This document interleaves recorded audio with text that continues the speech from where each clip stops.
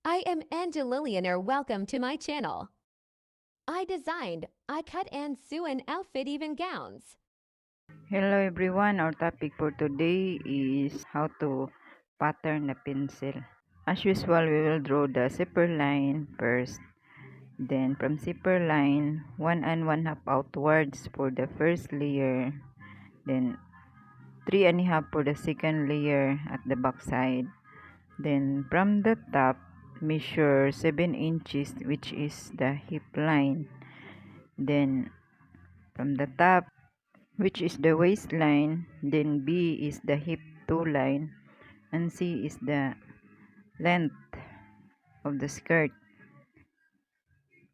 From waistline, measure tayo 1/2 ng waist measurement plus 1 inch for the dart. Then mark natin ng A1. Then sa B line, 1/4 of hip toe measurement plus 1 inch for the sewing allowance. Then sa C, 1/4 of hip toe measurement least 1/2 for the curve, then 1 inch for the sewing allowance. Then connect B1 to C1. From A down, measure 1 inch for the deepness at the back. Mark it as A2. Then from A1 to A2, connect it with hip curve. From A, 1/2 of bust width measurement. Sa zipper line, dyan tayo magtahi dun sa likod. Tapos, magsukat tayo ng 7 and 1/2 para doon natin yung zipper. From 7 1/2 to 14 1/2, itahi natin yan pinakadulo para sa slit. Yung 7 1/2 sa taas, yun ang opening natin para sa zipper. Doon natin itahi. Pagkatapos natin lagyan ng markings, ikat na natin yung mga lines kasama na yung allowance. Kasama na yan ang cutting sa front at saka sa likod. From waistline to 10 inches, magkapareho lang yung sukat sa allowance sa likod kasi yung slit doon na sa ibaba. Tapos tanggalin na natin yung 1 inch na deepness sa likod. Tapos markings tayo, kunting cutting para sa dart. Din sa baba, sukat natin 5 inches sa harap, 4 1/2 sa likod. Tapos 1/2 ng bust width. Lipat natin ang mga markings sa every sides para pagkatahi, dire-diretso na.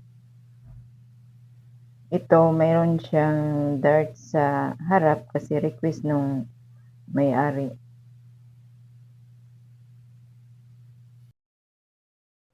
Pagkatapos nating malipat ang mga markings, diretso na tayo sa machine para itahi. Sa 7 1/2 na zipper line hanggang sa 14 1/2, i-close natin yun. Tapos, yan na yung slit number 1. I-close natin yan ng tahi sa kabilang sides. Mga 1/4 yung sewing allowance.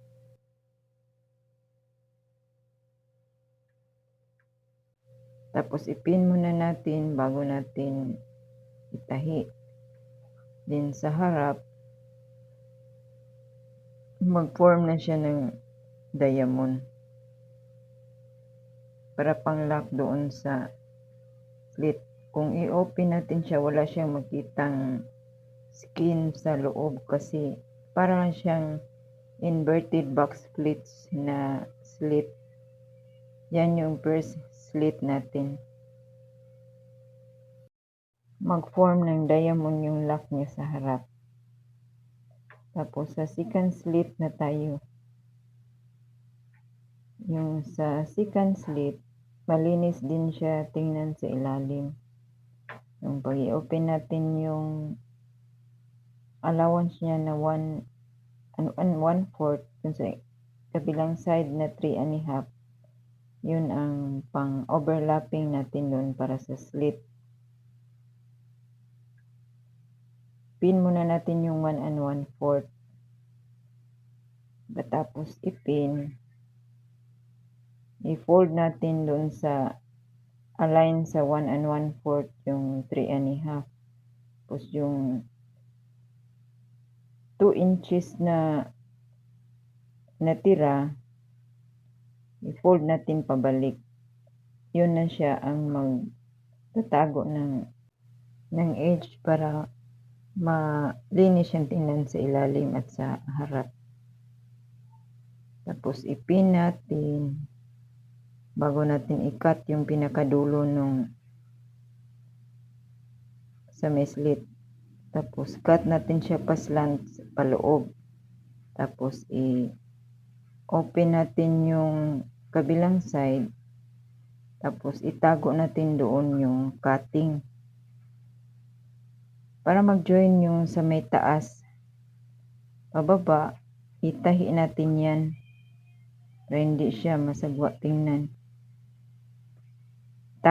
Maitago natin dyan yung kinakat nating paloob. Yan, ipin muna natin bago natin itahi. Para siguradong hindi siya matanggal. Saka steady lang.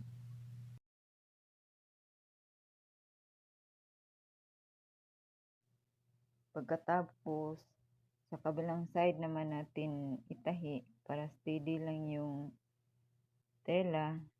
Para naka-join lang siya sa may taas. Tapos malinis din siyang tingnan sa ilalim.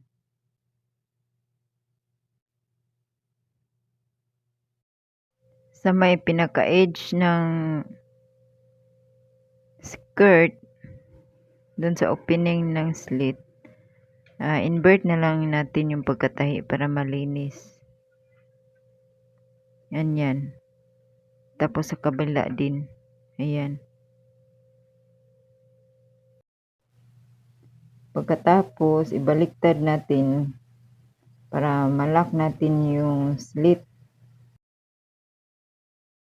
I-flat muna natin yung surface bago natin itahi.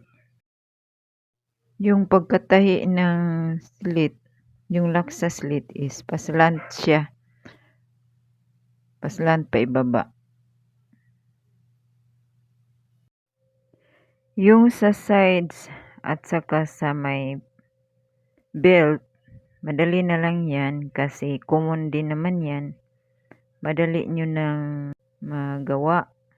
Sa slit lang yung ikina-covered ko ngayon sa vlog para may tips kayo paano siya gagawin na malinis. Ganyan yung ginagawa ko sa mga slit. Happy learning! Thanks for watching!